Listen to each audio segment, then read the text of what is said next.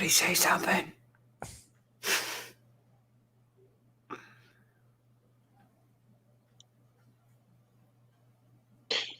Good evening and welcome to an evening with Vance and the Watch Party crew. Hey guys. How's it going? Going well. How's it going with you all? Not too bad.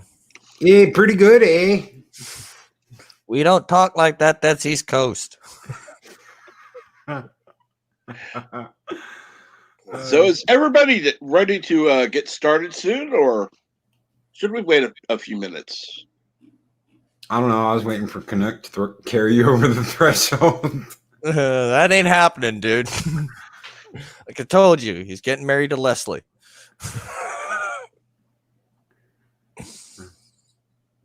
It's just gotta, get my brother who doesn't drink drunk. That's all good. Get him drunk. He'll be all right.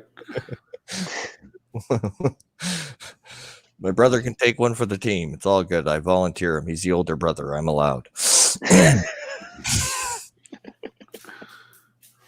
in the handbook. It's in the handbook, right? The Canadian handbook, eh? Yeah. So how's everyone doing tonight? Let's see. We've got. Let's see here. Start with number one sci-fi, Mr. CCDV, Jedi Bill 797, Cathia Star. Let's see here. Jeff Franklin. And that's who we have so far. This is good to see. Thank you all for coming.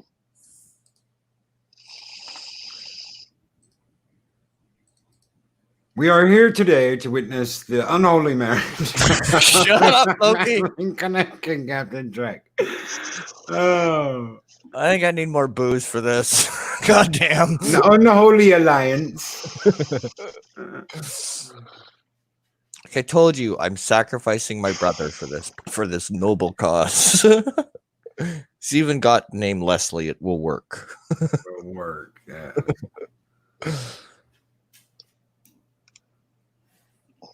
So what are we watching tonight? Well, we are watching actually we're watching three short films before Vance comes on, and then we'll be watching one with him. Hey, DJ Odyssey, how did the begging go last night, brother? Woohoo! Finally, somebody else getting bugged. New target, squirrel. Loki has acquired target.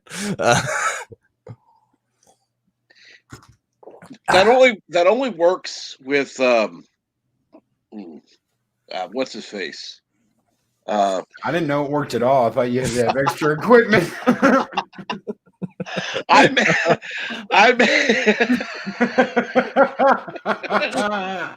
Batteries not included. Okay. God. I meant yelling squirrel. Energizer Bunny. It keeps going and going and going. Oh, we're going to hell. God. Well, that didn't take long for this stream to go south. Just hook it up to the 240. It'll be all right.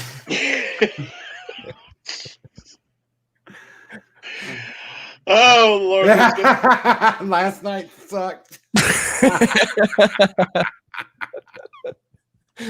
Sorry, Cap. Oh, God. All right. So basically, we'll watch three. If I've got the format right there, Cap, we'll watch three as we wait for Vance, and then by the time we're done the three short films, Vance will be in the chat. Yep, that's right. Alrighty then. Okay, well, let me know when you want me to roll them. Go ahead and roll.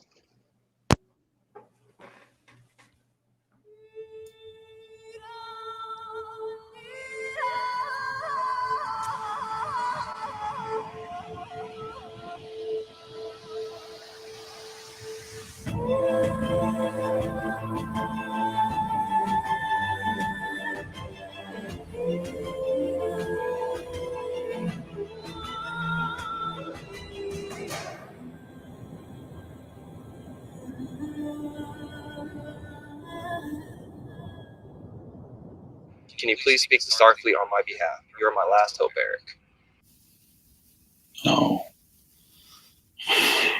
There's not a chance in the world that I would ever do that for you. But You abandoned your station in the Carson. Do you have any idea of the pain and suffering you inflicted on that crew? I know Captain Stapleton personally, and what you've done is so far beyond redemption. It doesn't get fixed with an I'm sorry. It just doesn't. Yeah. That pretty much covers it. Menard out. Menard Maldonado. Yes, sir. I know I don't take over for a few more weeks, but can you locate the Antilles? Of course. She's in Riley sector. Then have Mr. Lee contact me. Absolutely. Anything else? How is the Constar, is it? Prepped and ready to launch in a moment's notice. Okay, good. Something tells me I'm going to need that ship often. Just let me know. I'll start looking at a crew manifest soon. Menard out.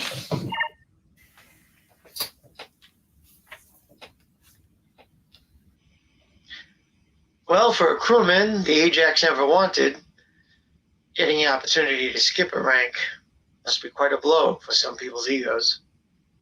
Well, I'm sure if they paid attention to those things, it might. Well, Eric, you've earned this. Going from commander to captain, well, that's no easy feat. I'm a bit surprised myself. I'm still not sure how it happened. I'm sure your lack of vacationing skills helped. Shows Starfleet you're serious about things. Well, I'll admit, I always saw myself moving up on the Valiant, transferring to the Ajax. Don't forget, you applied for XO on the Melbourne. Yeah. Cooper and I both thought I'd get that. Turns out Admiral Funk had other plans. I heard it was Commodore Tate putting his nephew in that position. I heard that too. Honestly, I'm not sure what to think. I just know that Tony really didn't deserve that XO spot. As much as I like the guy, I just don't see him as XO material. I think you're right. But a bad XO will do nothing but repeat the computer or give info that is already common sense. I see that very much being him. Lord help Nathan once he's done with these drills. Yeah, so I see you rendezvousing with the Carson. They just left here after I got to the station. I heard there was an incident with a crewman and some cargo. Cargo that is classified. My science officer is making sure it's safe for high warp travel. That's only allowed at low warp travel? That's peculiar. It is. But classified means classified. I'll admit, I've never felt too comfortable with classified. You've never been one to be comfortable with command, if I'm being honest. Yeah. Guess you've seen me at my lowest. I've also seen you at your best. But this is not what it's about. You've always chosen to stay out of the limelight. Someone years ago tried to fit me into the mold they thought I should be in. And I didn't listen. I did my own thing. And here I am. I've had a successful career, and I'm proud of the work I've done. It's not perfect, but I can honestly say that I'm 100% proud. And now, my son, he takes focus. That's the way it should be, Eric. Family is the most important thing in a person's life. So many times, I've wanted to go back and change things. But it's always better to fix things before they're broken. I think it's probably the wisest thing you've ever said to me. It's true. We spend so much of our lives looking back, and we never move forward. We can't live our lives looking in a rearview mirror. I tell you, I hope I'm ready for this big a change. Fatherhood and command. Both are big changes from pizza rolls and engineering. No. I'm never losing the pizza rolls. No, of course not.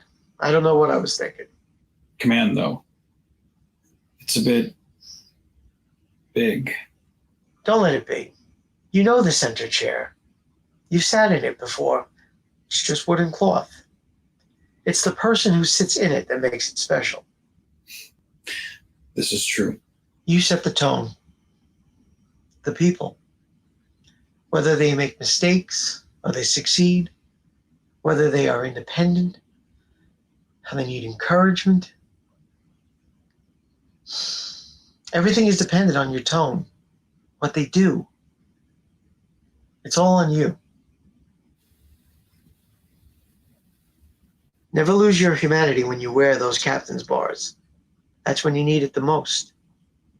That's when they need it the most. Hold. I think I have to make a call. Okay. You take care, my friend. You too. Be safe, my friend. And as always, good journey. Good journey. Computer. Give me Cadet Cherico. Eric. I mean, Captain. It's okay. I've been giving it some thought. Yes? Cadet, I'm going to give you a job.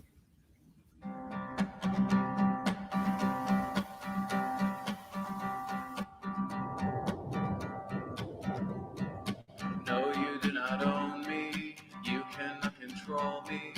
You can never make me change to be somebody that I was never supposed to be. No, you do not own me. You cannot control me. You can never make me change to be somebody that I was never supposed to be. Never was, never will. That is that. This is all. Yeah. All I have. All I need.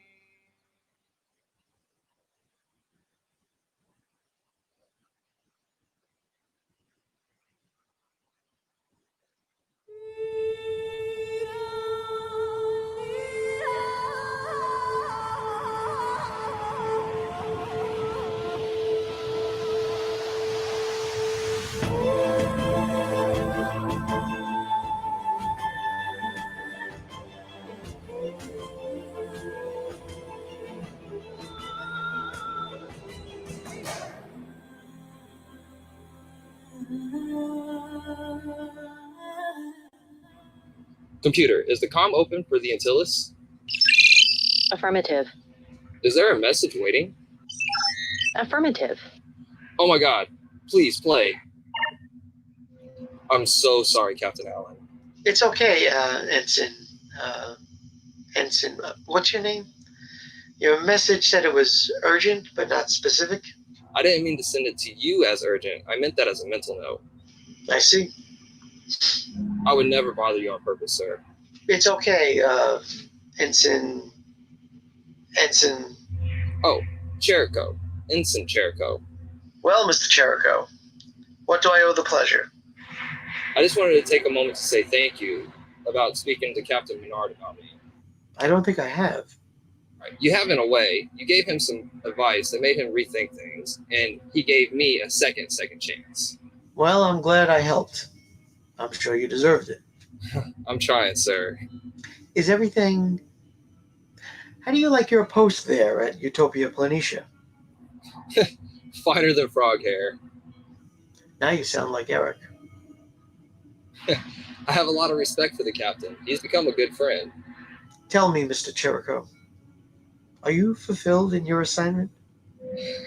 No, sir. I enjoy my job, but not entirely. Explain. I'll go in and run numbers of the ship stats. It's a good job to have, but I turn my brain off most days. Starfleet isn't a challenge for you then? Oh no, that's not it at all. Just know I can do more than just run stats. You feel you can do more? Yeah, Like an old engineer from the Valiant making captain? well, yeah. What do you think would fulfill your life? Honestly, security. I'm really good with old phase pistols, and I like looking out for others. It's hard to do that on a space station. Yeah, we have a ship that's docked here. It's supposed to go out on missions when the time comes. The Constar, isn't it? Yeah, but I can't apply for the position being on my current position. I tell you what, let me talk to Eric, see what he says. You do that for me? You're not the only one that looks out for others. I've been doing that since I was in the Big Brother program. Big Brother program? Yeah, I had one, and I was one. Changed my life. That's not a bad idea. Mr. Cherico, don't be surprised if you get a call in the next few days with a change for a red uniform. Thank you, Captain Allen. It's Holt. My friends call me Holt. Thanks, Holt. Computer, send a message to Captain Allen of the Antilles. I got the job. I got Chief of Security. No, you do not own me. You cannot control me. You can never make me change to be somebody that I was never supposed to be. No, you do not own me. You cannot control me. You can never make me change to be somebody that I was never supposed to be. Never was, never will. That is that. This is all. Yeah. All I have. All I need.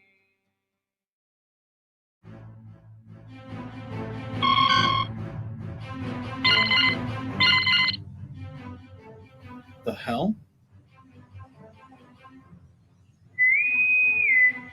Captain, you're receiving a distress call from the Antilles. Patch it through. We have a situation on our hands. The Excalibur has disappeared. What?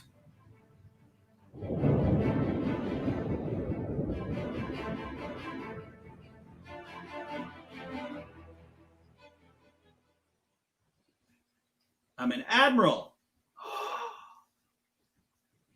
Buckle your seatbelt. Yes, buckle your seatbelt.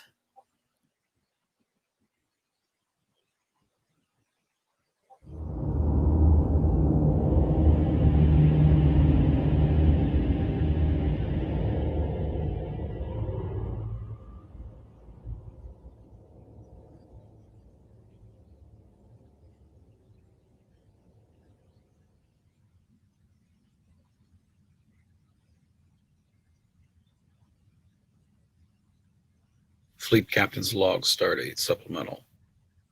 The Constar has been on long-range assignment for 4 months now, looking for the Melbourne. Admirals Rosa and Kubler have briefed the senior staff on the V'ger incident that happened recently, but most of that is still a mystery. Almost as much a mystery to me has been where my son vanished. But we all have our assignments. You can't enter Rankin. Report. Rankin here. Nothing new to report. How are things on your side of the planet? Is that sarcasm I hear? For me, no, never. Jericho and Claire are on the far side of the planet, but I'm never too far to come find all of you. Sure you are. But to answer your question, nothing new to report. Yeah, a few strange power cells, but nothing certain. Well, that's why we're here. Nothing to report here. When I find something new, I'll report. Good luck. You too.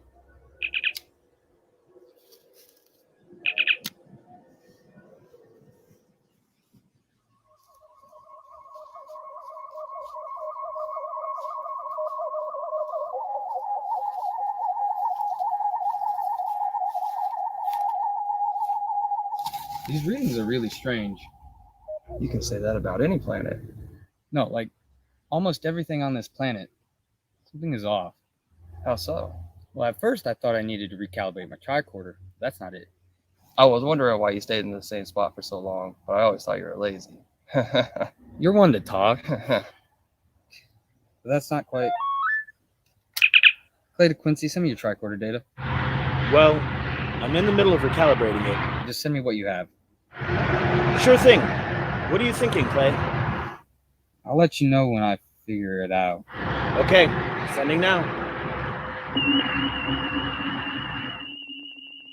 What's on your mind? Lots of things, like how we're out here looking for proof that the Melbourne went down. And all those people lost, and how terrifying it's got to be. If they survived at all. But that's why we're here, because we don't leave anyone behind. Agreed. That's why I volunteered for this assignment. What have you found, Lieutenant? Well, its warp signature is eerily similar to the Constars. That's why we got the blue nacelles. Right. There was something else I was detecting all along. From his readings, Quincy was too. What is it? This planet isn't real. How so?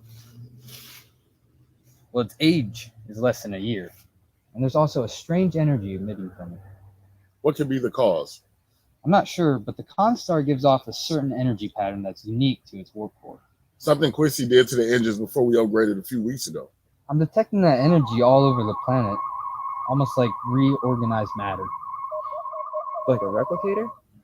Like the V'ger explosion we got the report from. Except the Constar warp energy as the source. How could that be? I don't know, but it's like the planet has been rebuilt with the building blocks of the Constar's energy. Rankin the Constar. I think it's about time we got out of here and gather our intel. Understood, Mr. Rankin. Menard to all landing parties. Prepare to return to the ship. Captain, we're receiving a communication from the Antilles. Patch through, Mr. Lee. Captain Menard, I've called to talk to you about the Melbourne.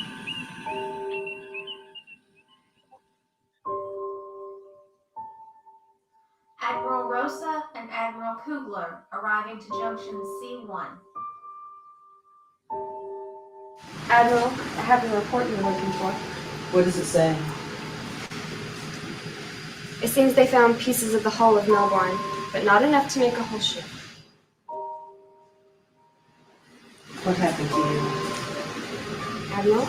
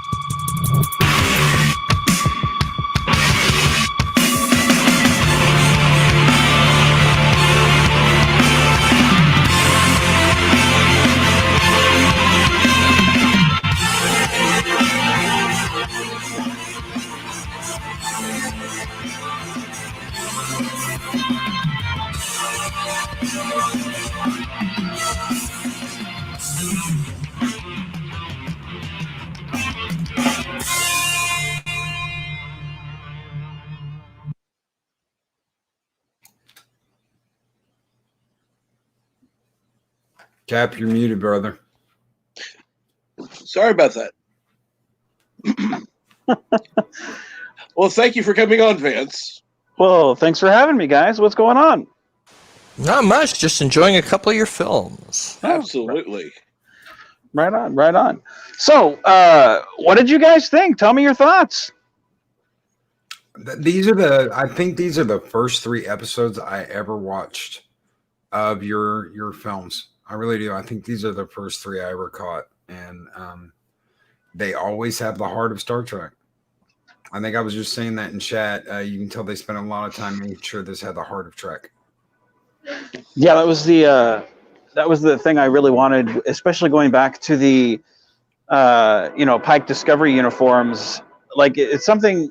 The first time I saw those uniforms on Discovery, I instantly fell in love with them. And like, that's one thing about, we're getting the Strange New World series. And I made the comment a couple of weeks ago, I haven't been in love with Star Trek since Deep Space Nine went off the air. I've kind of looked forward to Discovery when it came out, kind of looked forward to Voyager when it was out, kind of looked forward to Enterprise, but I was never really just in love with Star Trek, because DS9 was my go-to show. But with Strange New Worlds, like I kind of have that like super enthusiasm again, and it all stems from, like when Captain Pike walked off that transporter the first time, there was something about his presence, that uniform, the way he, had it, presented himself. It was just something about that where I was like, I want to replicate everything about how he's making me feel about Star Trek, just everything. And so that's what I've tried to put into these films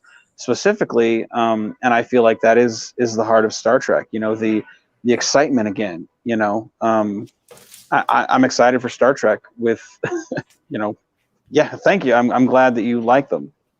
So. Oh, believe me, there are plenty of people who love your films. We're glad you have made them, and I hope you will continue to make them, despite what you've said. Well, I have a couple, I have a couple stories, that I'm doing, now, and then once we actually get to the set, I have stories that I'll tell there, but at some point it's like you have to, the thing kind of winds down. Never say never. If someone has me come back for a cameo, if I can shoot it in my, quote unquote ready room, I'll always do those. Those are a dime a dozen. So, right now I sit at, I sit right now at 79 fan films.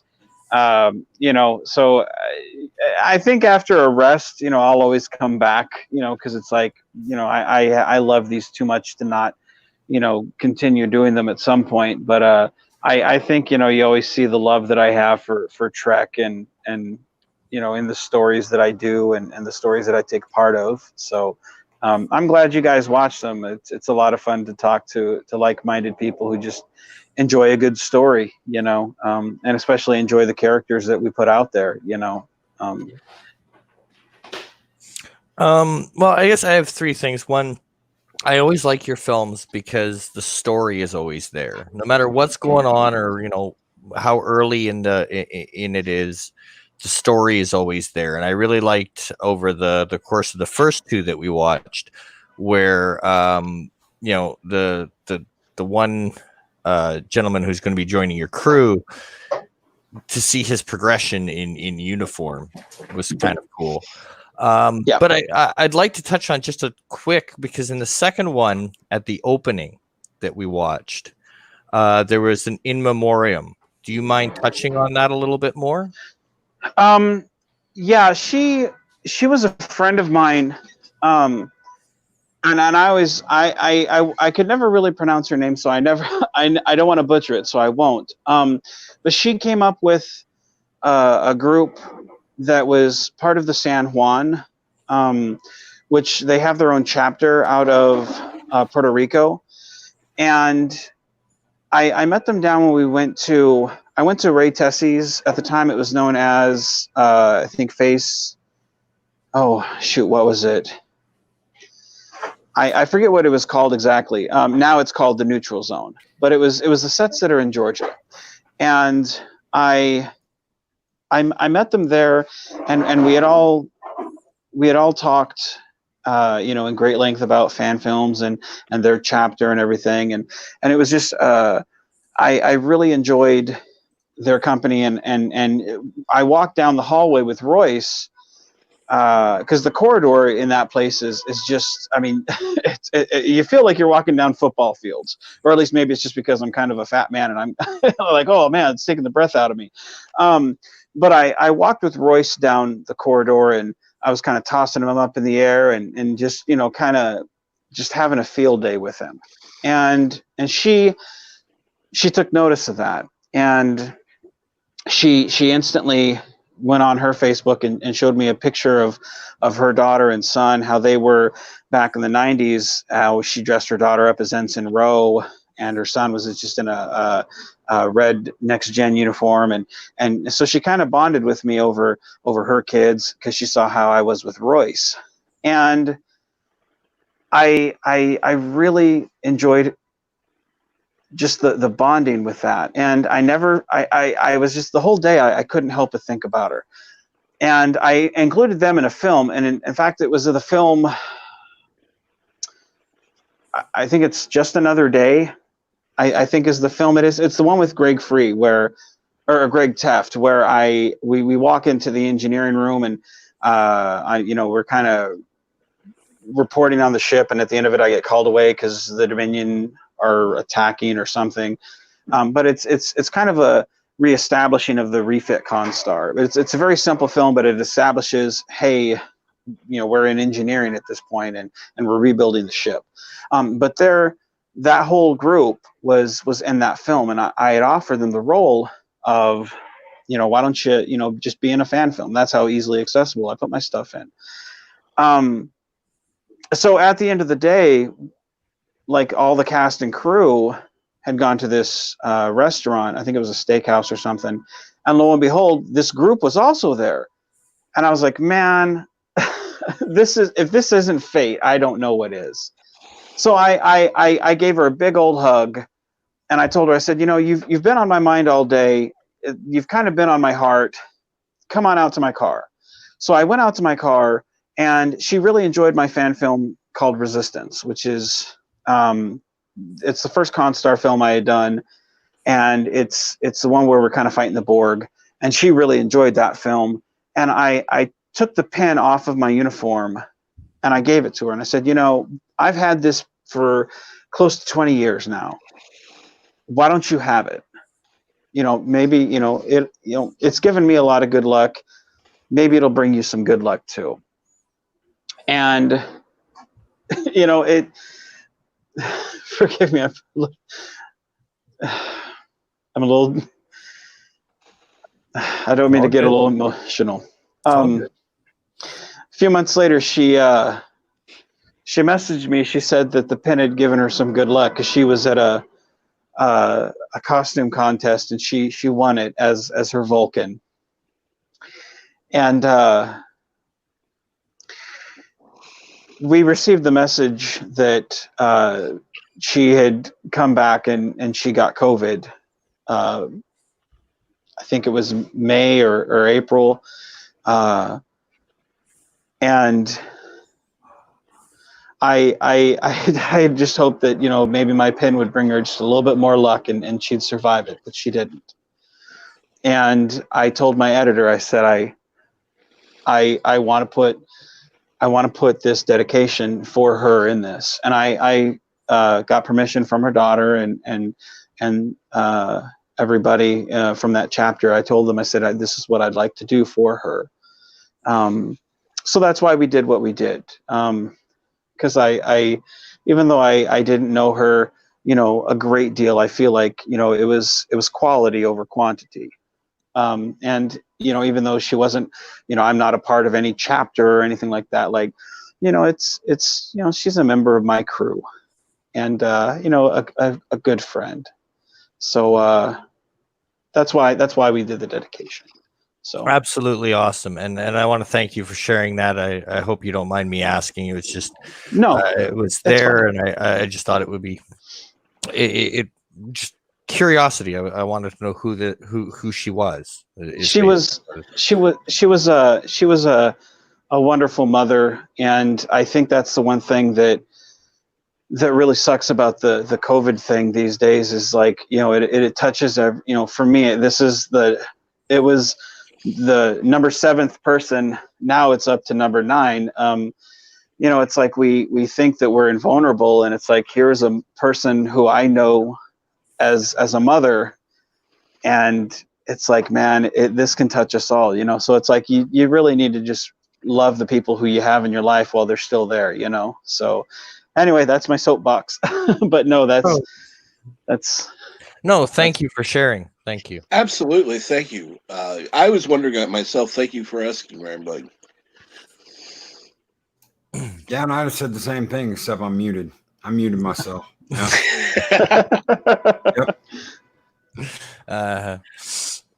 But yeah, and with those, I like how you can turn something very simple, which is just a guy sitting in front of a prop, and make it interesting.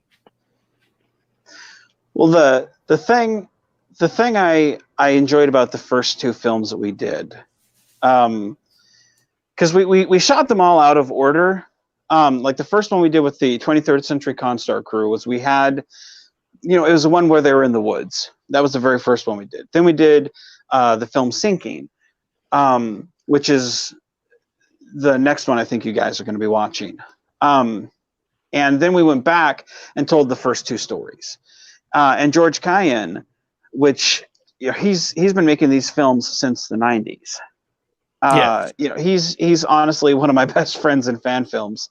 And I wish I grew up with the dude, because honestly, this is a guy that, man, if I had grown up with this guy, like, we'd be making fan films like early and like so much earlier, instead of me waiting so far in my life. Because this guy, like, I get so much inspiration from this guy. If you watch his films, like a lot of what he does, like we do now, because it's like, it's done on the cheap with no budget, and you're like, man, I can do that. I've got that. I can paint this cardboard. I can put this weird sticky substance on here to make this work for this, and this poster board over here for this, and this weird light over here for this. And it's one of those things where, because he has no budget, he has to think outside the box.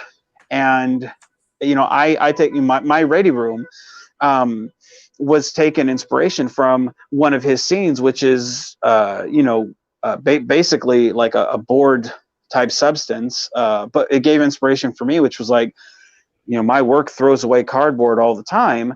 Hey boss, can I take some of this cardboard home? He was like, sure, why? I was like, I want to make a starship. And he was like, okay, whatever, you go ahead, sure, why not? So I spent the whole weekend, I think it was like 3 days I spent with my son Royce, and we built our ready room. And all of that, was because of George. And so that guy, he's such a pleasure to work with. And the fact, I always write his character kind of like a Pa Kent from Smallville type character, very wise. He's been down the road, whether he's talking to Eric, who he sees as a friend, like a brother, or he's talking to this kind of new recruit. Like, there's always kind of a kindness behind George's eyes, because that's who he is in real life. We talk pretty frequently on the phone, and that's who he is. So it's a pleasure to have someone like him be a part of these films, and give very real moments to these characters, and then help kind of establish them too. Because a lot of these people, they're pretty true to who these characters are. So when you see them, it's kind of who they are as people. The more you see them, the more you get a feel of who they are as people, not just the characters. So it's pretty true to who they are. And that usually makes for a very good character if it's just that person's personality dialed up a couple of notches. That's exactly it. Yeah.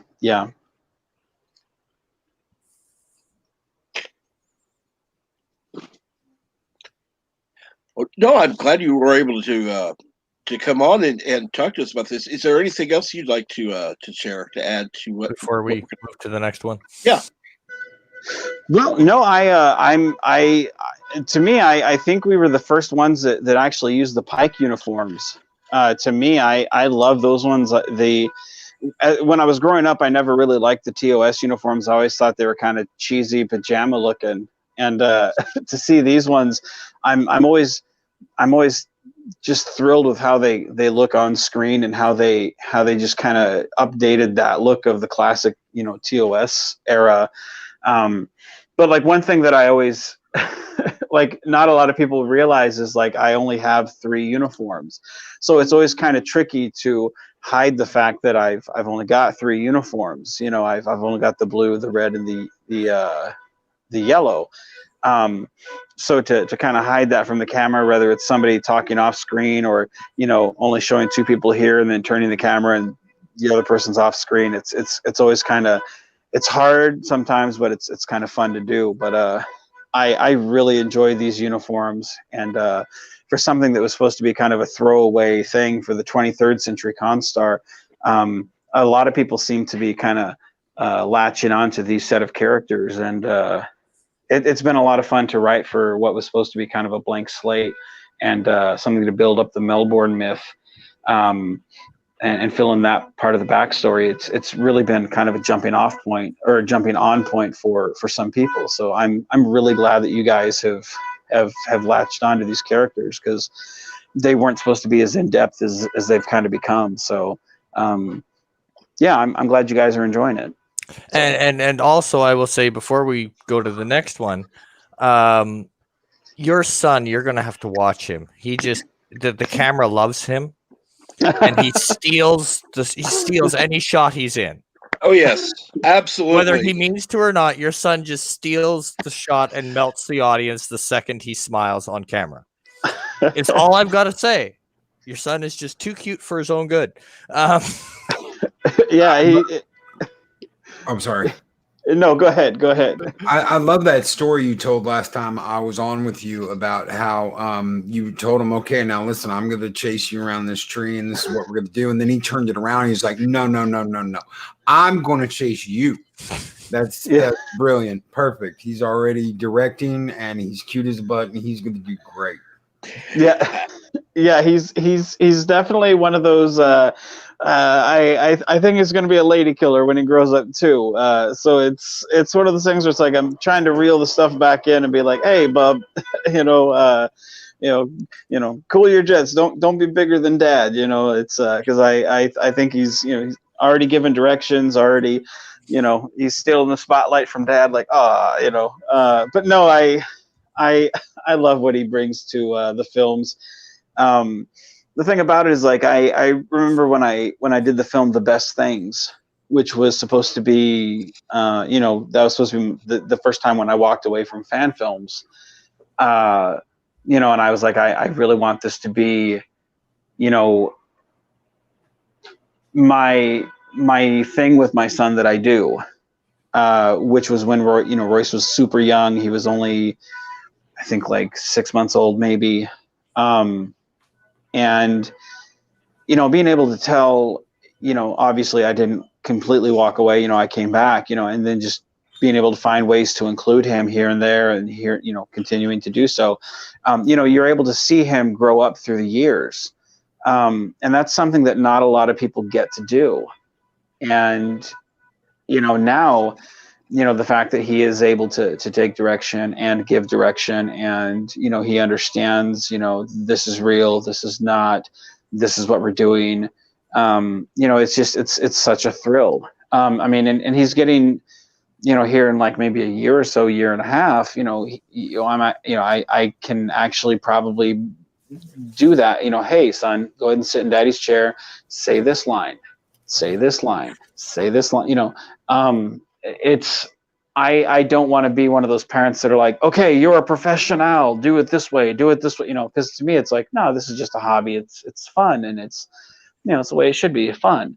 But like, I love George Kyan because him and his daughter, they have that, they work on films together, and they have that perfect relationship of having fun. And that's what I want with Royce, is just, hey, have fun, let's tell a story. And I couldn't imagine doing it any other way without him, So I'm glad you guys enjoy the character and enjoy seeing my son on camera. It's to me, it's great. So well, he definitely has a good role model. And big shoes to fill. Yeah. Buckle your seatbelt. Yeah, exactly. All right, so we'll Captain Trek is bringing up the next one. Do you want to say anything to set up Sinking? This one, I think this one is a really special film for me, because I knew that I wanted to have this one be, okay, how do we get to the Constar being a museum ship? And I knew I needed to have, like, Menard is always going to be a tragic character. Like, there's never ever going to be a riding off into the sunset for Menard. He's never going to have a moment where he's just perfectly happy. That's not that character. So he's always going to be a character that's kind of ridden with guilt. He's always going to feel bad about something. not to be kind of a whiny, bitchy character, but there's got to be he messed up somewhere. Okay, he's got to atone for it. He's got to fix it. So I wanted to have, okay, how do we get to the Melbourne, or the Constar is going to be a museum ship in the film setting the stage, in that 24th century timeline. Like we've got to start getting to that point, kind of like in Star Trek Enterprise, how they were trying to course correct with the in season 4 of Enterprise. How do we get to the TOS stuff with the Klingons being, from bumpy head Klingons to TOS Klingons, and starting to get to more TOS era stuff. That was kind of what this film was. So I intentionally start off and I'm like, let's cripple the Constar. Let's make it so that the ship's not usable again. Let's get rid of the crew so that nobody's on that. Let's make a tragedy so big that the ship is just done for. And let's get him out of the captain's seat so that he's not going to take another ship again. So this really kind of set the stage for the film Much Afraid, which would eventually be Menard's leaving Starfleet and then have that 70-some year gap where he's not in Starfleet, and then comes back and it's like, okay, now I'm ready to fill this role of a captain. So it was the starting of the leaving, if that makes sense. So. Yeah, absolutely. Okay, so Cap, I will start this off, and I hope everybody enjoys.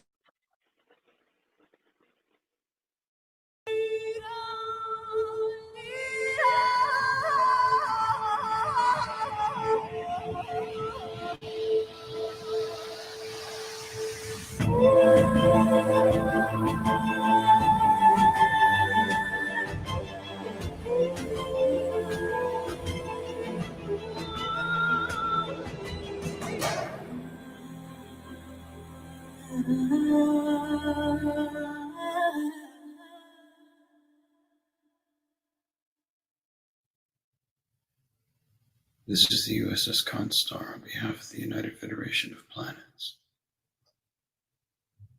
Transmitting on emergency channels. We have encountered an anomaly.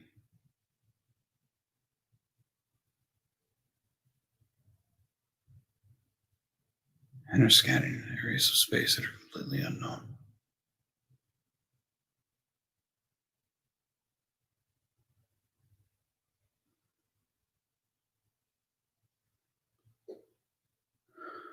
We have lost a lot of the crew. Almost everything on the ship is offline.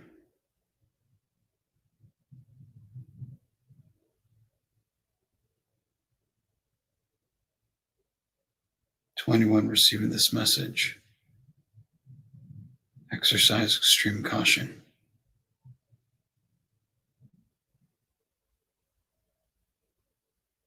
USS Constar.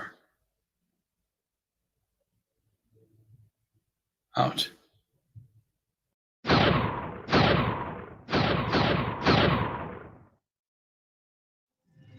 That's it. That's the last of the captain's message. Do you think anybody else made it? I barely made it. I was in the middle of getting dressed. I'm still in my khakis. Khakis?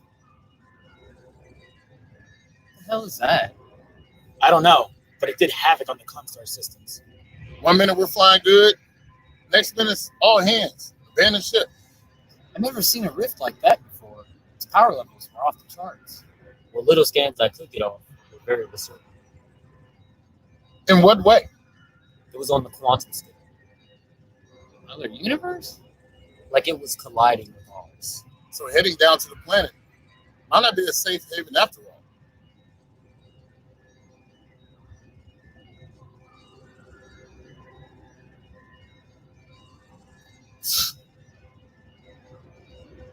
Is something bothering you, Richards?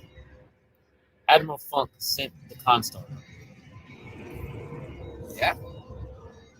Almost every ship she signs off on ends up doomed.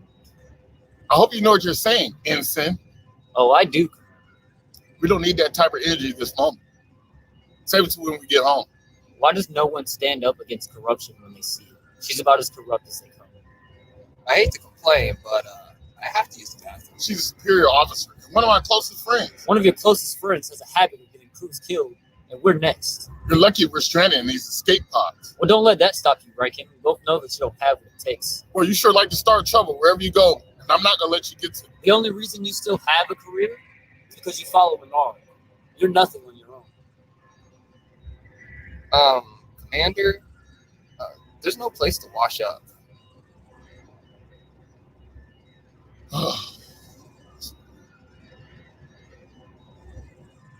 Man, it was almost the weekend.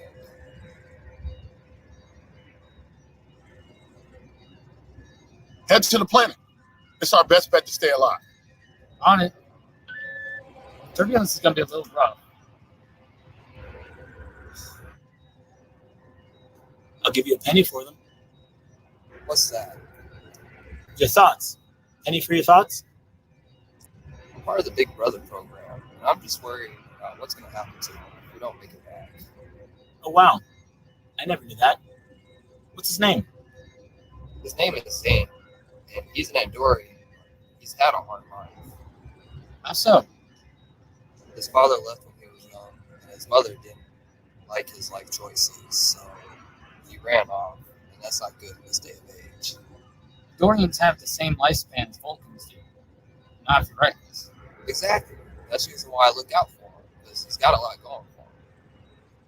I'm sure you're going to have an impact on him for a long time to come. Humans can't pronounce his name, so they just stick with Zane. But he's always liked my name, just so much that he wanted it. An Andorian named Andrew? Now that's something you don't see every day.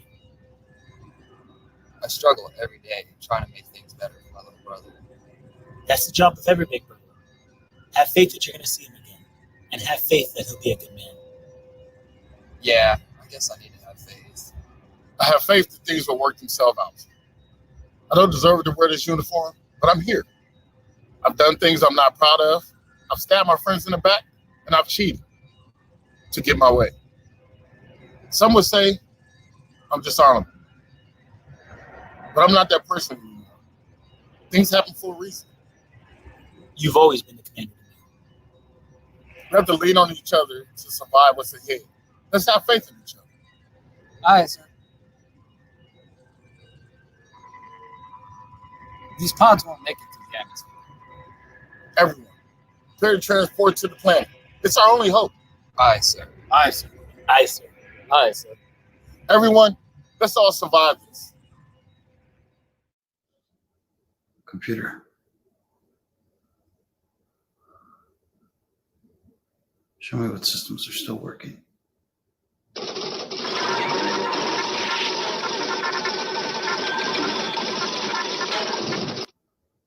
Computer. Open that communication that's pending.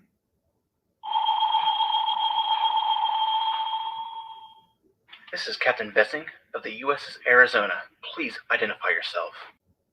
This is Captain Menard of the USS Constar. Thanks to this anomaly, my ship has been crippled. Menard of the ISIS? Former first officer of the Valiant? What? You've been missing for over 2 years. After the ISIS was assumed destroyed.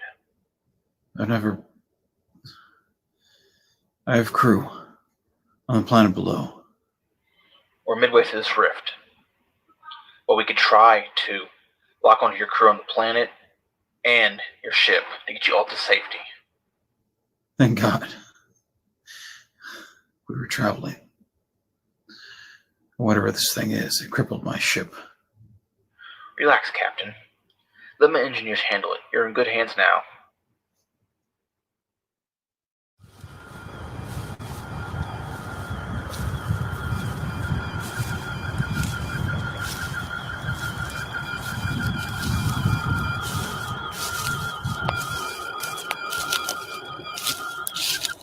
Where have you guys landed? Where did you go?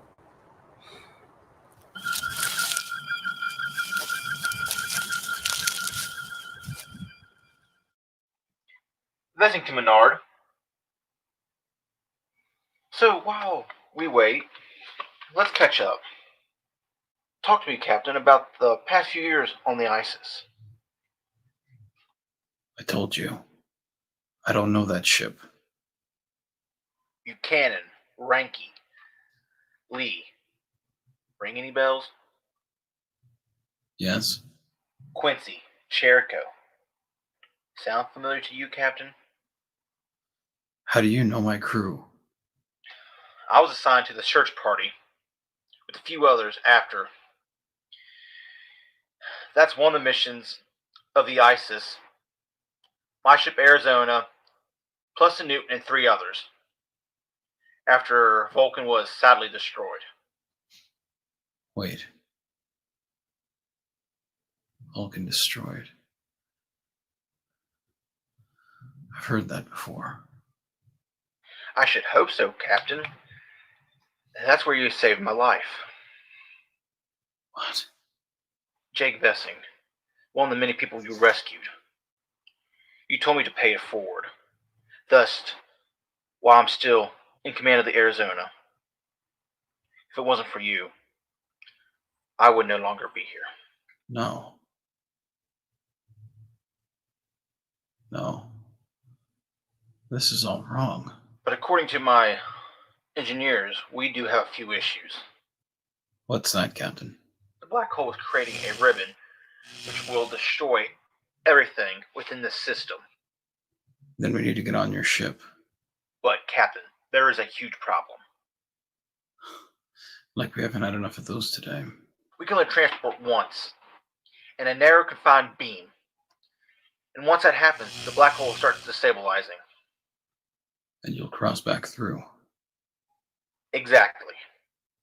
How many of my crew are still alive? My ship's sensors are picking up only 2 life signs on your ship, and an additional 5 down on the planet below. Then there's no choice.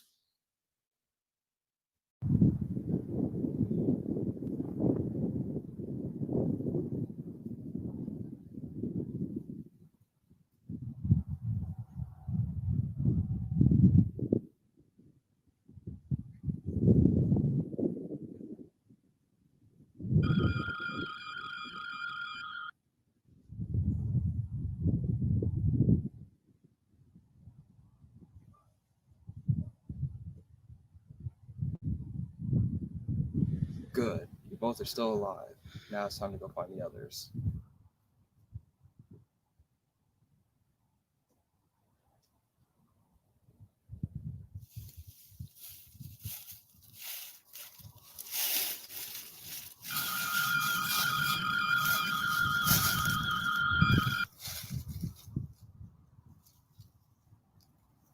Alright, that's number 3. Just one more to go.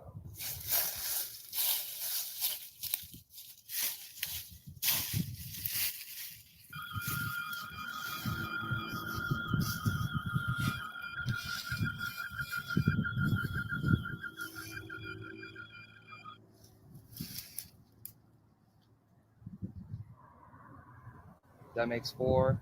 I make 5. So we're all accounted for. Jericho to Constar. Come in.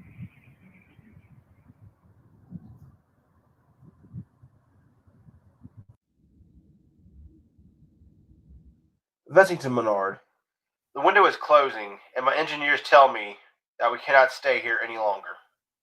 Then you know what you have to do. We have a lock on them, but you do know once we transport them, the black hole will collapse. And the ribbon destroys the Constar. I'm opening a channel to the away team. Make it quick.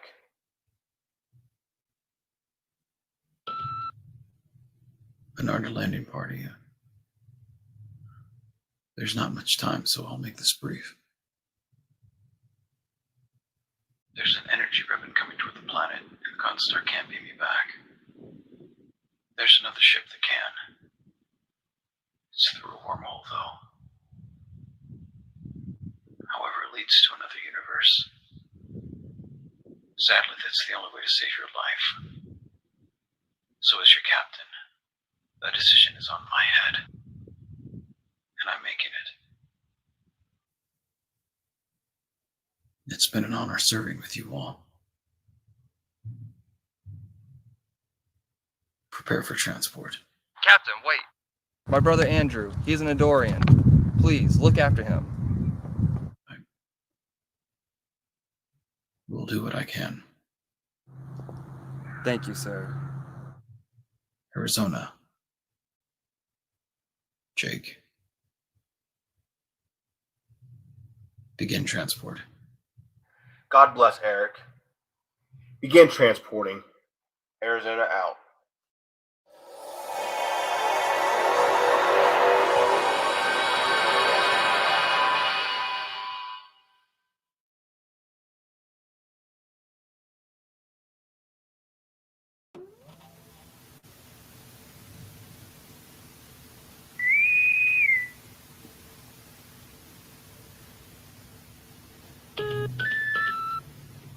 Captain? After the wormhole disappeared, the ribbon dissipated. What? We're not in any danger. Well, not from the ribbon. We're still adrift, barely functioning, no crew. Not a good state to be in.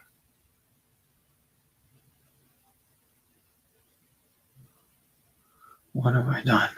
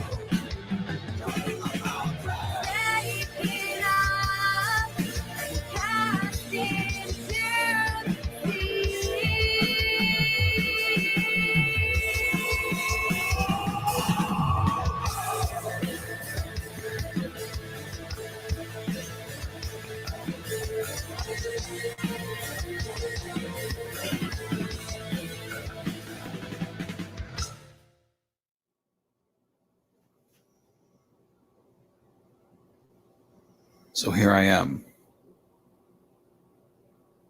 an admiral now. But at what cost? Emily's dead. Eobard's gone. The Melbourne's missing. The Constar crew is dead. Or worse.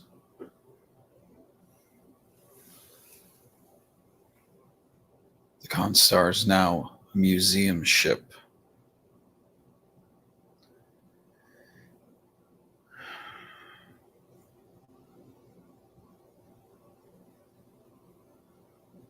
I have to do right by them all. I have to make this right.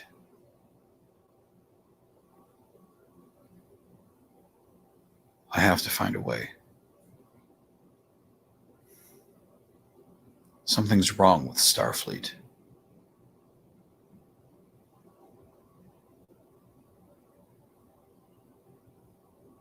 There are still those that I trust.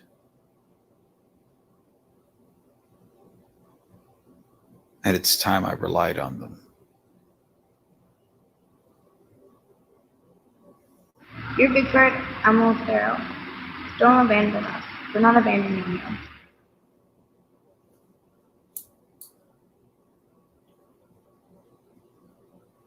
Big Bird to Little Sparrow. We have a mission.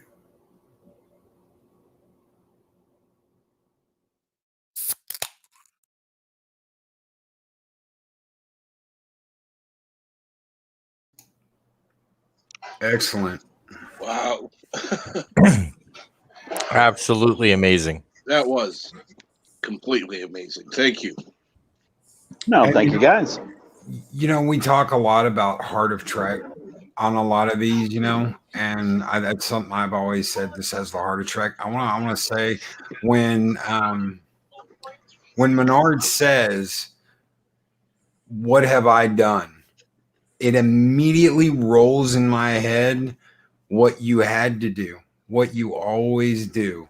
Turn certain death into a fighting chance to live, which is exactly what Bones told Kirk in Search for Spock. And you get that same feeling.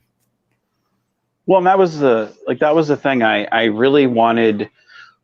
I really wanted it to be, kind of a numbers game where, he looks at the situation and it's like, okay, there's 2 people on the ship, there's 5 people on the planet. It's, there's no question. Like, my life doesn't matter. It doesn't even matter who else is on the ship with me. Like, it doesn't matter. It's a numbers game. The most people, it's whoever's left, they need to live. So he makes that sacrifice and he's like, transport them. If you can only do, the one beam and it's only a straight shot or whatever, like and when I wrote the script, I was like, I have to set this up so that it's not even a question of what about me. And then when he makes that sacrifice, it ended up kind of blowing up in his face, and it's like, what? And it turns out it's just that ship that was causing the whole thing, where it's like he makes the wrong choice even though he made the right choice, and it's just like, shoot, so he has that guilt. And I try to always write things where, because that's very true to life for a lot of us. We all do that to ourselves, where it's like we hold on to guilt that's not necessarily our fault, and we hold on to things far too long when it's not necessarily needed. And the case here, like, he didn't make the wrong decision. They still lived. It's just not how they wanted to or how they were intended to, per se, So he didn't make the wrong decision. It's just, given the circumstances, we all probably would have done the same thing, So it was one of those things where it's like it was written a specific way to be a certain way, and I was very happy with how it turned out, because it wasn't overly done, and it wasn't too preachy or whatnot, and I liked it. I was very happy with how that turned out, and you really got that sense of, at least from the Jericho character, given that he was the only one that was kind of walking around finding the others, you did get kind of attached in that sense of loss. And with all of them kind of bickering at the beginning, you're kind of like, dang, like, what happens to them? Like, what next? And it's never really resolved. And I do have a resolution in my set of films when I get to the studio. There is somewhat of a resolution because I always have something coming. But for these set of characters, it's just like, what next? So I like that a lot, Yeah, and for me, it comes across like it was meant to, which is, in the situation, he made the right choice. With hindsight, maybe not. He made the choice he had to make. Yeah. Made Yeah. the choice he had to make in the moment.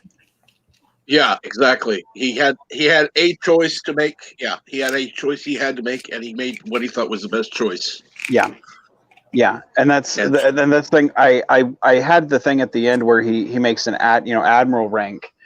It's like, to me, I thought that would just be kind of bittersweet. Where now he kind of looks at it just, like, how messed up is that? Where it's like you get a promotion and everyone else, like, kind of, that you lose. Like, the crew's dead, and what crew survived is lost now because of you. But yet you got a promotion. It's just like, like, this whole situation sucks. Like, no one blames you, but yet you blame yourself. And again, that's very true to life for what we do to ourselves. So I liked everybody's performance, and again, if you didn't have the bickering or the struggle, and a lot of times in tough situations they do that. Not everybody's the hey guys, let's get through the situation. They bicker amongst each other because they're stressed out. And I liked how at the beginning they had that. It makes the characters more real. And again, the name drop of Admiral Funk, because that's a name that I've been dropping in some of these. It's just kind of one of those things of like, well, what is going on with that character? So it's to me, I really liked this, how you have so many different characters and so many different things going on, and it's just kind of a bad situation. So I liked this one. I thought this was a very fun, despite the fact that it's a very dark film, kind of a depressing thing, Yeah, it definitely was a good spin on a darker subject matter. Yeah. I think that's one thing that's enjoyable is that it doesn't all have to be light to still feel Trek. You've got the darker feeling without it being a non-Trek way. It still feels like that. Well, and that's the thing. Like, I've always felt, and I feel like I say this kind of ad nauseum sometimes. Like, Trek has always felt best when it's just a story that has a Star Trek wrapper. It's always best when it's just a good story. And I think a lot of the problems with,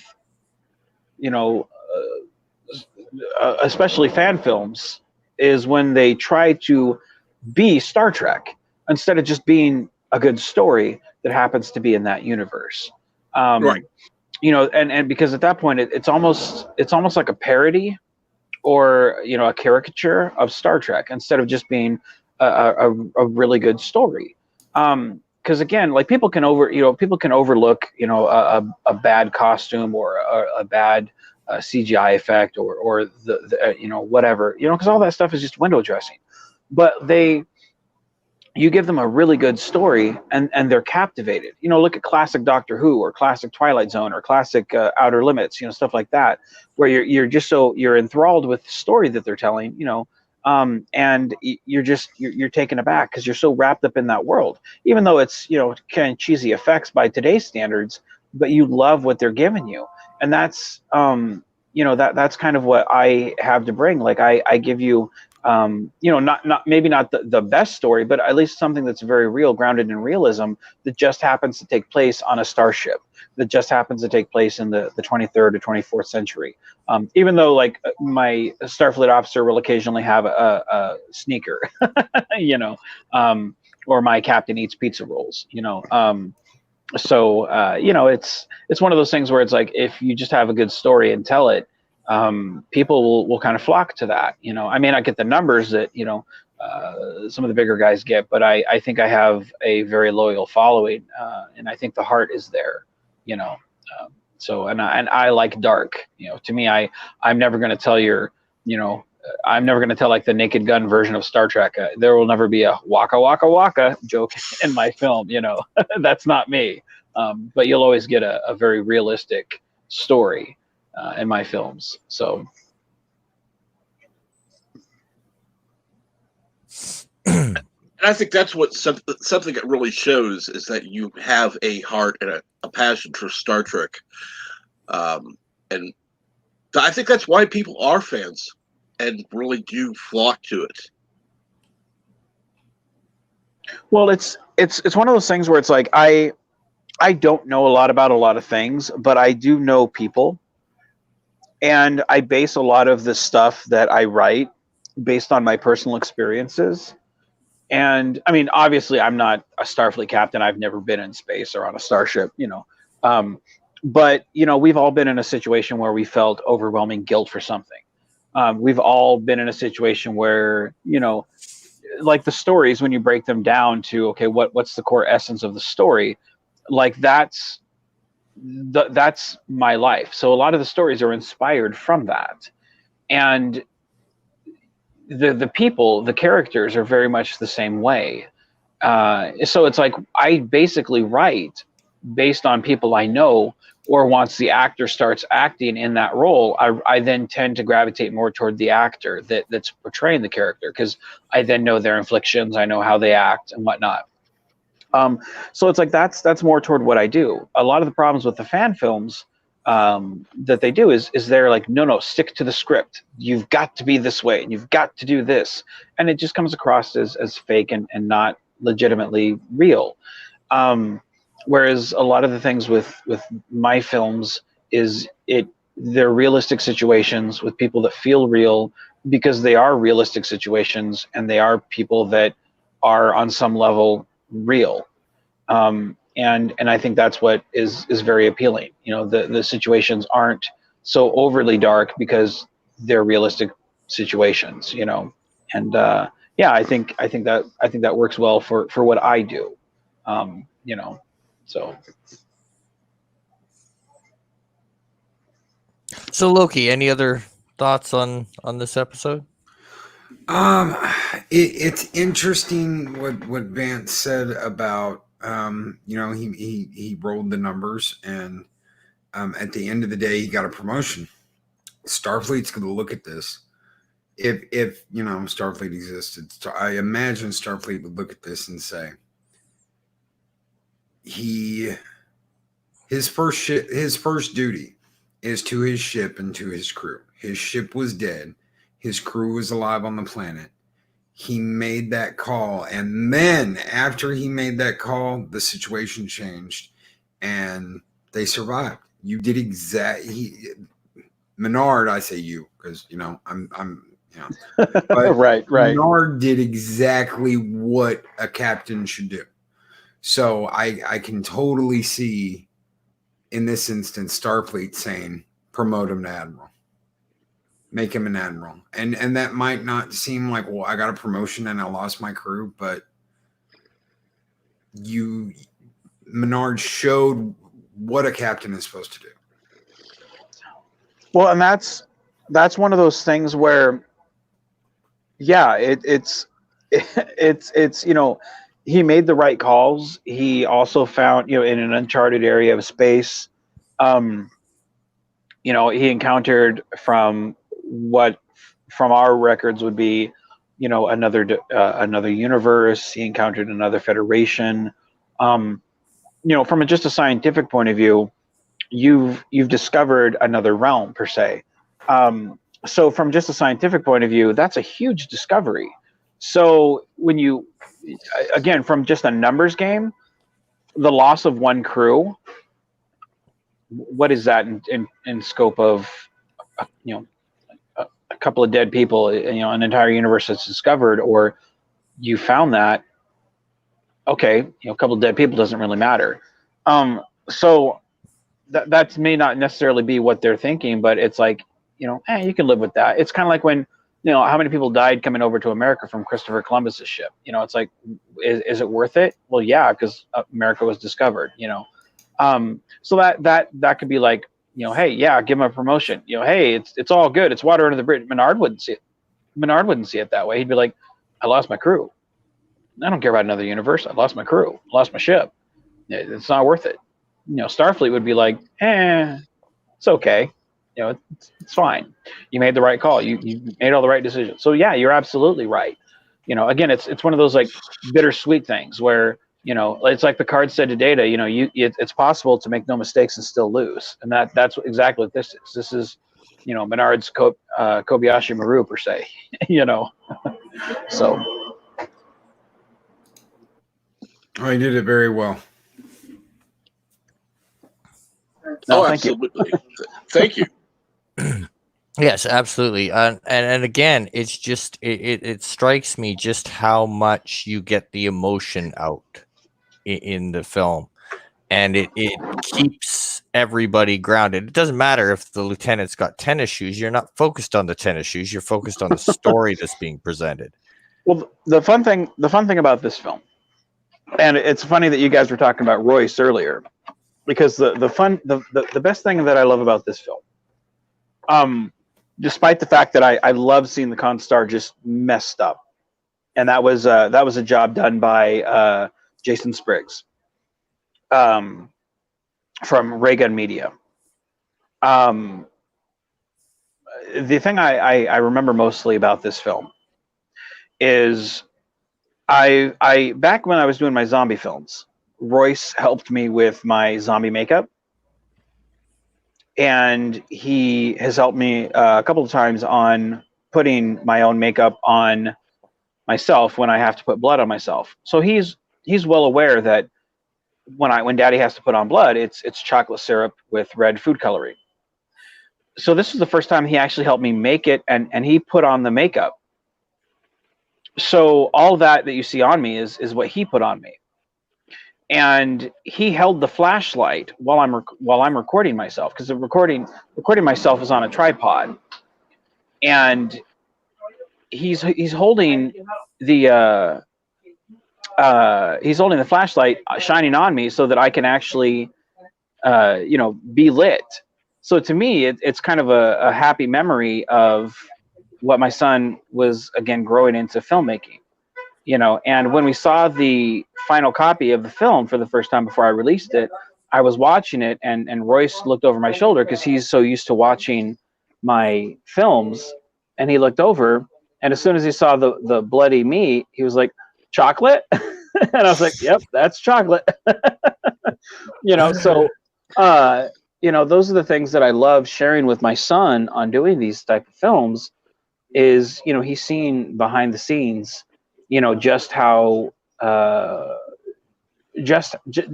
things that I didn't even realize until hell a couple of years ago. I didn't know that that's what you did to get fake blood. I just thought you buy tubes of blood and that's what you did. I didn't know how do you make it yourself. I didn't know how to do that, but he's learning stuff that I didn't even know.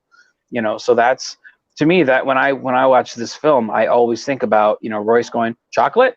and him holding the camera in my face. And it was funny because between takes, like every time he comes into the room and I'm filming something, I always kind of look over at him and I'm like, "Shh," and I'll put my finger up to my face. Well, every once in a while, like between takes, like I'd look over at him and he would put his finger up to his, and I'd put his finger up to, forget me, I'm getting tongue tied. I look over at him and I'm always like, "Daddy's filming."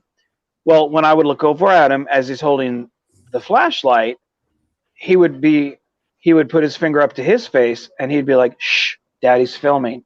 So yeah, so it's very much like he knows what Daddy's going to say before Daddy says it, and he's emulating Daddy because this is what Daddy does. When Daddy's sitting in his chair, when Daddy wears his little costumes, "Shh, Daddy's filming."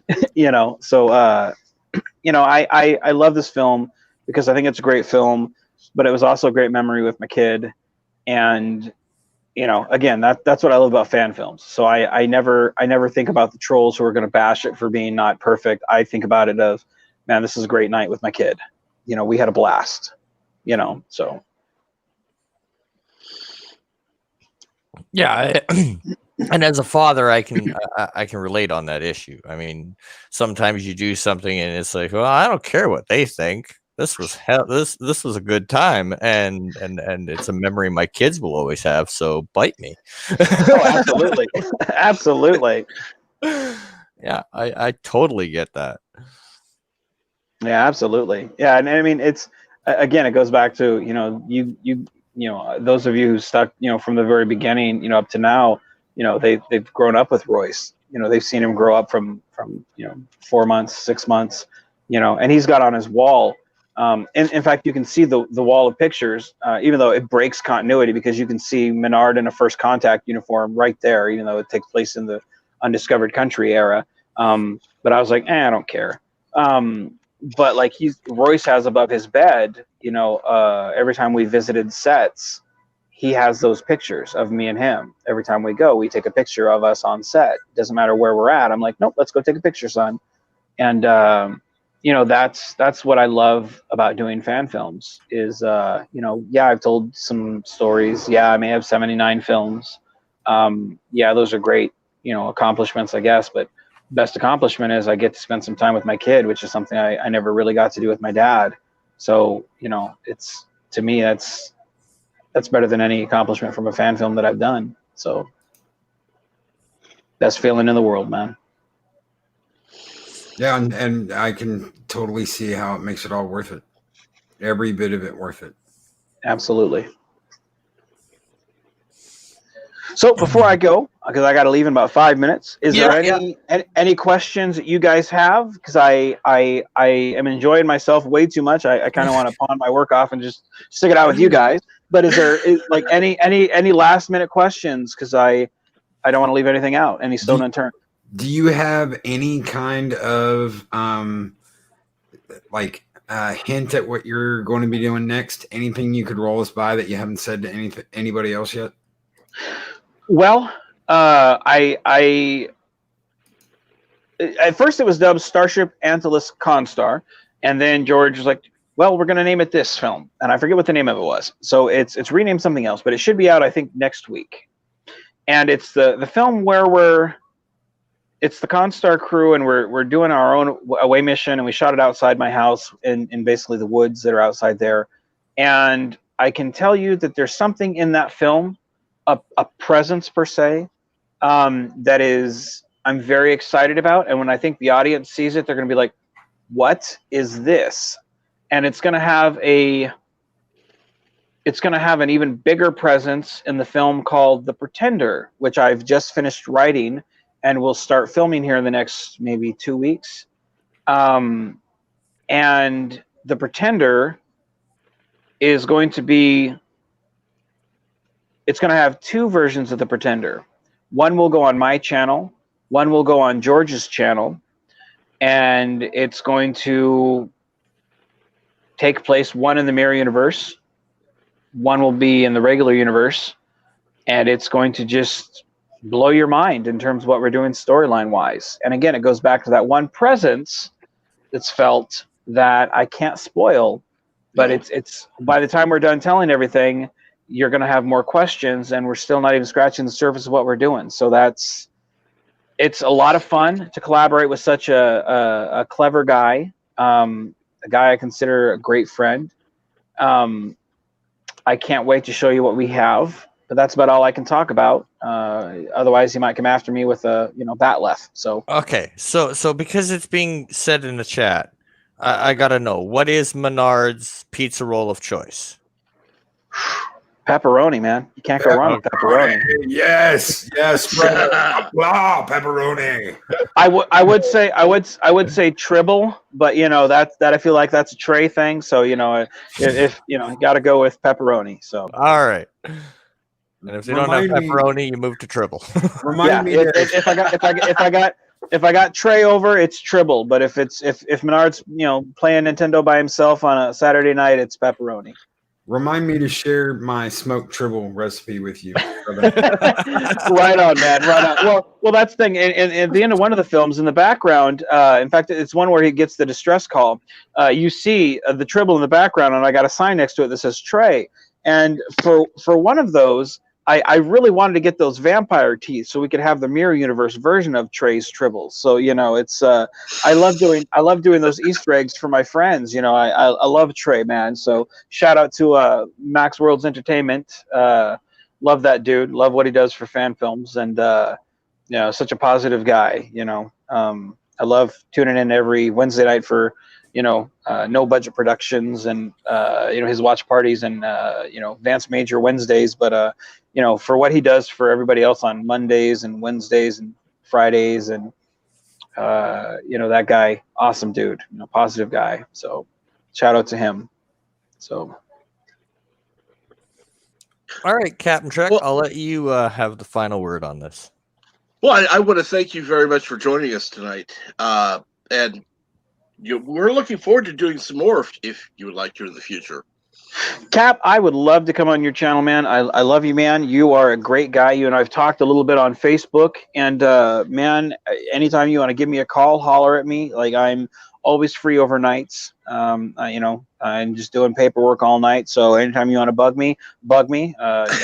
I consider you a good friend. I consider all three of you guys good friends. One day we all just need to have a slumber party and watch Star Trek. So pizza rolls on me. So I mean, yummy pizza rolls. Awesome. And again, thanks for having me, guys. I really appreciate it. You guys always make me feel welcome. It's a lovely bunch of people you guys have. So Anytime, my friend, anytime. And I would like to thank everybody who's been in the chat. Thank you for coming. Please feel free to like, share, and if you're not already, please subscribe. Anything else you two, my co-host, would like to add? Ring that bell, guys. Oh, yes. Please like, share, and subscribe. Thank you. Channel in the day, Bob. You all have a great night. Thank you. Take it, everybody.